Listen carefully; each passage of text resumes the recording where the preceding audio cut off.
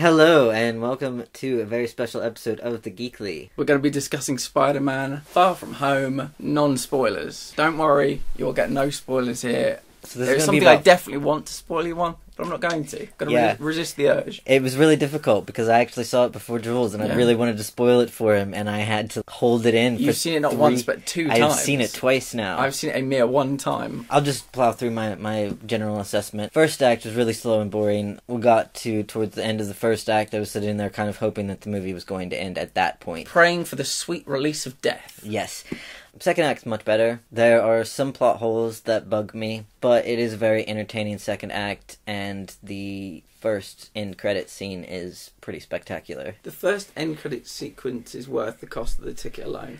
That's all we'll say. I mean, for me, the first end credit scene made the film. Yeah. Like, I was kind of disappointed. Then we got to the first end credit scene. It was like, yep, all right, I'm happy now. First act is just incredibly boring. Exactly the same as Homecoming. Very teen drama. Third act was like a souped-up Doctor Who episode. Not into it at all. The second act is the money. That's kind of what I would say was the success of the film. Full disclosure, I didn't particularly care for Spider-Man Homecoming. I'll probably give it like a 5 out of 10. See, I would say 7 out of 10 for Homecoming. Yeah, I found all the kind of teen drama quite boring. I found the villain a little bit underwhelming. As much as I love Keaton, it really pains me to say that. Just angsty, boring, didn't really enjoy it. This is Homecoming, by the way. Homecoming, yeah. And that's how I felt about Act 1. Second act, success. And third act, kind of disappointing. It honestly made me think of Doctor Who. Probably all I can really say about it. It was very Doctor Who-ish. Yeah. I will say, I did enjoy Gyllenhaal. I thought he delivered, always does. He's good at kind of playing that type of character.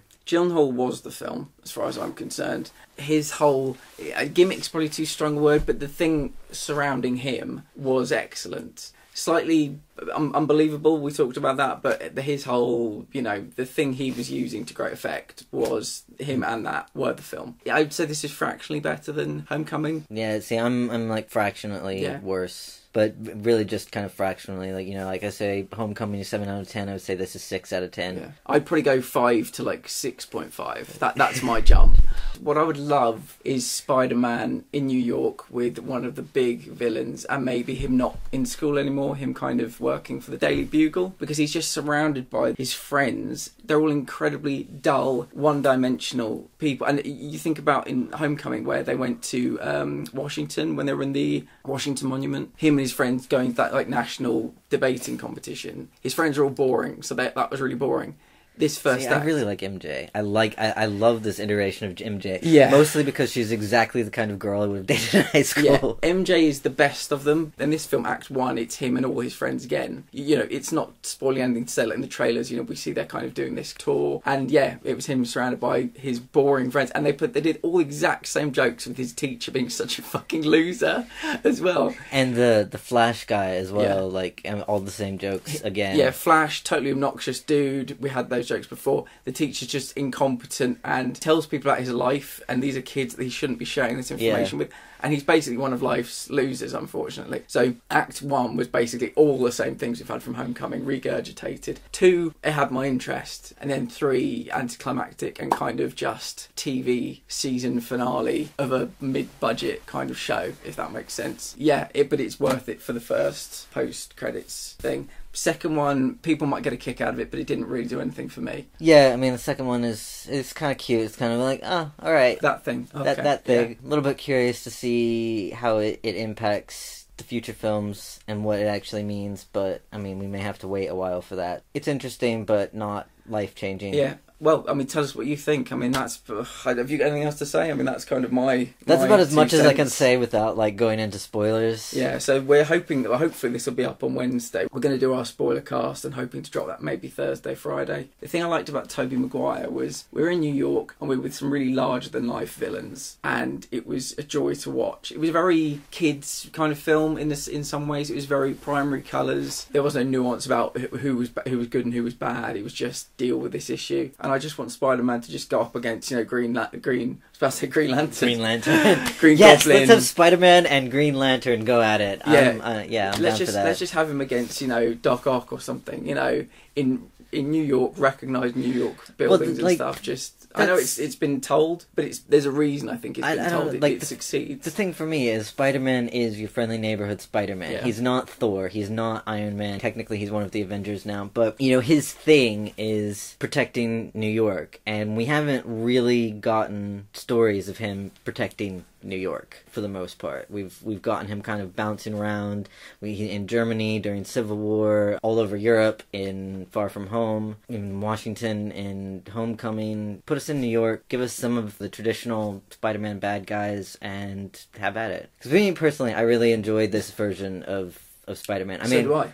I love Tobey Maguire's completely. I mean, that aesthetic is very much my thing. But as a younger Spider-Man, I think Tom Holland does a really good job of that teenage, high school awkwardness. He is incredibly awkward. Yeah, I'd just like to see him kind of fully realize himself as Spider-Man and stop being this sort of understudy kind of character. Yeah. The best Tom Holland Spider-Man film is still Civil War, in my opinion. And the best Spider-Man film of all time is Spider-Man 2. If what we're going to get is like maybe 5 films, normally, people sign on for a trilogy, like Robert Downey Jr. with Iron Man, Captain America, Chris Evans. Maybe because Tom Holland's young, because Spider-Man, according to Marvel fans, is the crown jewel, we will get maybe 5 films. So we'll get 2, possibly 3 of him at school. Maybe we'll then get 2 of him working at the Bugle, and maybe when he's established at the Bugle, we'll get more New York's, because he can't, if he's got a job, he's kind of tied down a little bit more to New York. Maybe that's what we'll get. But I think in my mind, I'm kind of, oh shit, we've got one more film. This is going to be a trilogy probably.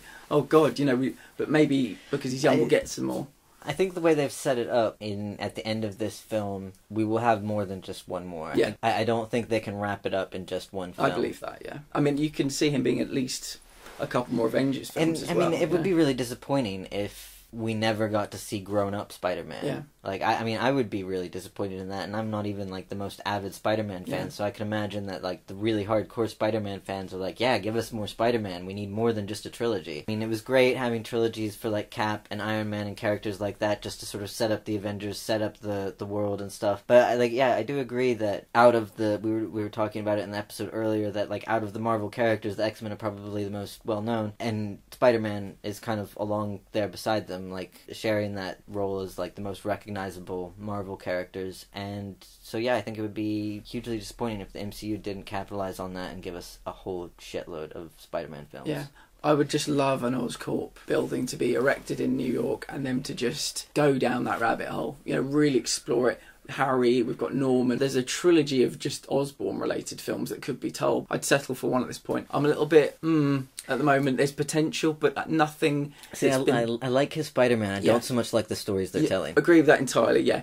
Him in Civil War is just absolutely magnificent. But the state of Spider-Man, the franchise at the moment, I'm just a little bit underwhelmed with. It's wrong to compare it to Endgame. But I mean, when you watch Endgame 5, 6, 7 times during that, I kind of shut up and take a breath. Wow, it's fucking amazing. Nothing in Homecoming and nothing in today's film have given me anything close to one kind of wow. It's all so by the numbers, bland, tepid stuff. And I just think, we've said it, I think, when we were doing Shazam, was it? We're in a new era now. You have to just push just a little bit more.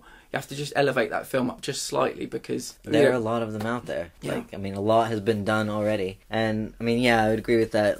For me, I did have some kind of excited moments in this film, but every single one of them was a fan service moment. Yeah. That's great, and it's fun, and it's a nice little reward for the fans, but if that's, your biggest excitement, you need more in a film, basically. So, tell us what you think. Do you agree with us? Do you disagree with us? I'm guessing everyone disagrees with us. Everyone loves Spider-Man. I don't know. A lot of people really hate Tom Holland as Spider-Man. Do they? Yeah. Yeah, it's one of those things. Remember when we reviewed Doctor Who? I said Jodie Whittaker, perfect, beautiful. Just don't like the stories that she's in. That's exactly how I feel about Tom Holland. We'll have to see what shakes out on Rotten Tomatoes and Metacritic over the next couple of days. Hit us up on Twitter at GeekNerdPod. Tell us what you think of Spider-Man Far From Home. Possibly a dangerous thing to say, but I'm going with it.